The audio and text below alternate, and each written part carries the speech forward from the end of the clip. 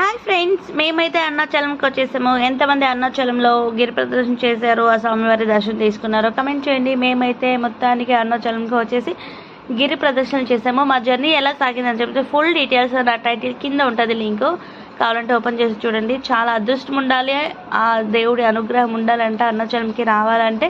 మొత్తానికి మేమైతే వచ్చేసి ఎర్లీ మార్నింగ్ 3 o'clock అంతా స్టార్ట్ చేసాము గిరి ప్రదర్శనలో. పిల్లల్ని తీసుకెళ్ళలేదు కాబట్టి మార్నింగే చల్ల ఉంటుందనేసి వెళ్ళామన్నమాట. సమ్మర్ కాబట్టి డేలో నడిస్తే ఫుల్ ఎండలు, అసలు కాళ్ళు కాలిపోతాయి. అందుకనేసి మార్నింగే వెళ్ళాము. చాలా బాగా జరిగింది. అక్కడక్కడ మా పిల్లల్ని ఎత్తుకుంటూ, మా బాబు అయితే 14 కిలోమీటర్లో 1 కిలోమీటర్నే నడిచిండడు, 13 కిలోమీటర్లు వాడే నడిచాడు. అది చెప్పులు లేకుండా. నేను నడుస్తానని చెప్పేసి నడిచాడు. ఆ దేవుడి అనుగ్రహం లేదే ఏది జరగదు అంటారు కదా. మా పాప కూడా చూడండి చెప్పులు లేకుండా నడుస్తుంది. ఆమె ఒక 12 కిలోమీటర్లు నడుచుంటుంది. కాలు నొప్పులు అనేసి అనలేదు.